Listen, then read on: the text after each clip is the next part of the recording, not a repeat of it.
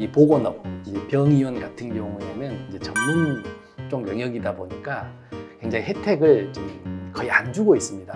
창업 중소기업 감면 같은 경우에는 아예 보건업이 업종 자체가 없기 때문에 창업 중소기업 감면을 받으실 수가 없고요. 해당되는 이제 Don't worry, doctors. 그럼 이제 병의원 개업을 준비하는 그런 의사의 입장에서 몇 가지 더 여쭤보도록 하겠습니다.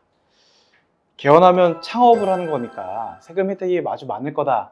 대개는 일반적인 이런 인식이 있습니다. 그런데 병의원은 생각보다 그런 많은 감면들이 잘 되지 않는다.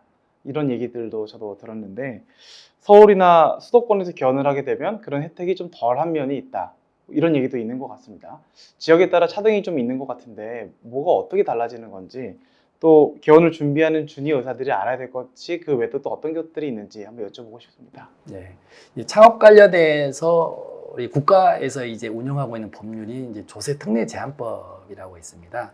거기에서 창업세액 감면이 있고 중소기업 특별세액 감면, 크게 보면 두 가지 종류가 있는데 업종을 구체적으로 명시를 해놓고 있습니다. 근데 저희 이제 이 보건업, 이제 병의원 같은 경우에는 이제 전문적 영역이다 보니까 굉장히 혜택을 좀 거의 안 주고 있습니다. 그래서 창업 중소기업 감면 같은 경우에는 아예 보건업이 업종 자체가 없기 때문에 창업 중소기업 감면을 받으실 수가 없고요. 해당되는 이제 중소기업 특별세 감면이라는 게 있습니다. 여기는 또 이제 서울, 인천, 경기로 이제 구분을 해놨는데요. 우원급은 아주 예외적으로 요양급여 비율이 80% 이상이면서 네. 소득 금액이 1억 원 이하인 우원급은 이제 대상이 되는데 이 5% 정도 받으실 수 있고요. 근데 이게 이제 소득 금액 1억 원이다라고 하면 1년에 1억 원이기 때문에 이게 매출이 거의 뭐 1년 매출 3억, 4억이어서 수도권에는 거의 현실적으로 받으실 수 없다라고 이해를 하셔야 되고요. 예.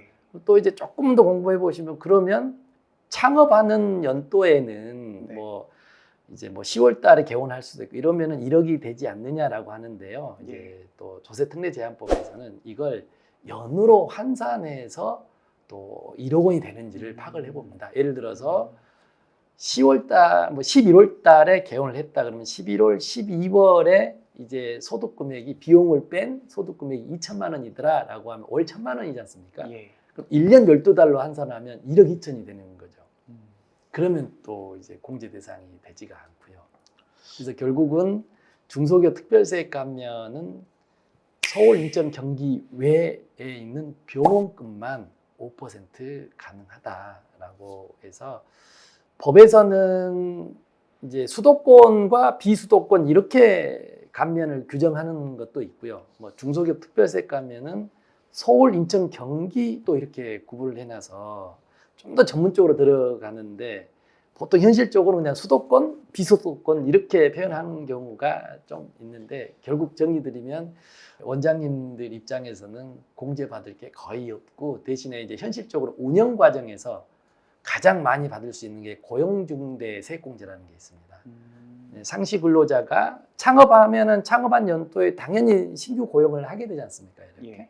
그러면 이제 수도권은 이제 청년 창업이면 1,100만 원, 지금 1,200만 원.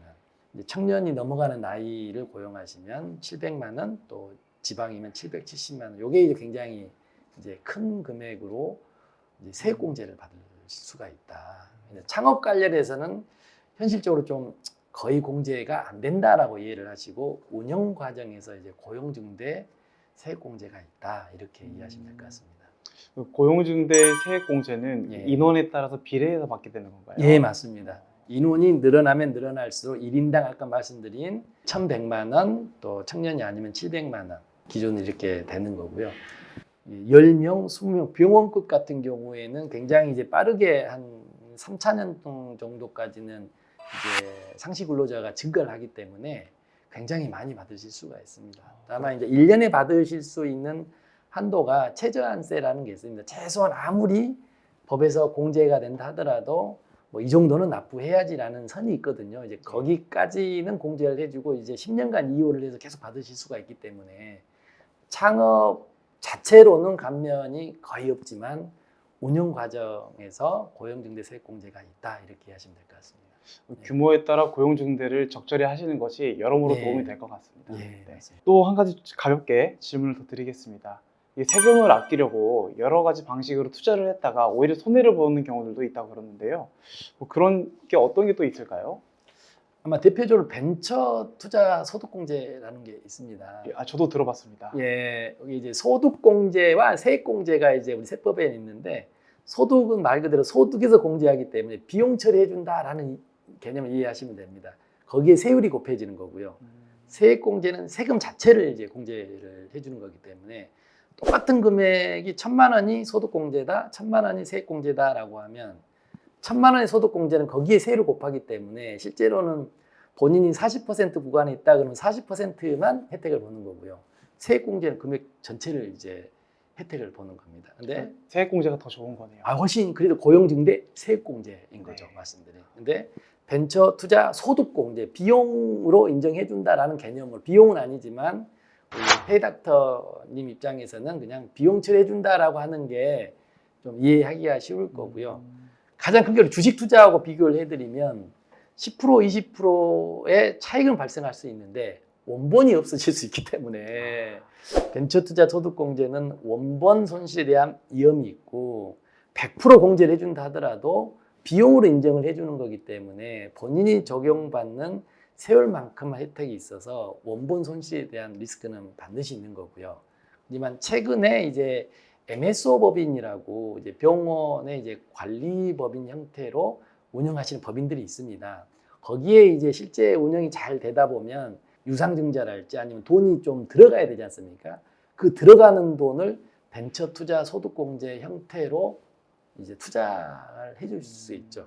그러니까 이제 전혀 모르는 회사에 투자를 해서 공제를 받으실 수도 있고, 최근에 MSO 법인이라는 내가 아니면 나하고 좀 직간접적으로 관련되어 있는 법인에 투자를 하면서도 공제를 받으실 수가 있으니까 조금은 원본이 손실이 돼도 내 책임하에 운영되고 있는, 책임이 아니다 하더라도 뭔가 관련 있는 법인에서 눈으로 보면서 이제 손실이 난 조금 이제 마음의 수용이 되실 수는 있다. 이 차이가 있을 것 같습니다. 네.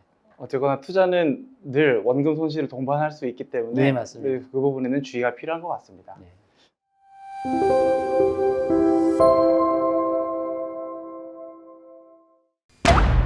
KMA TV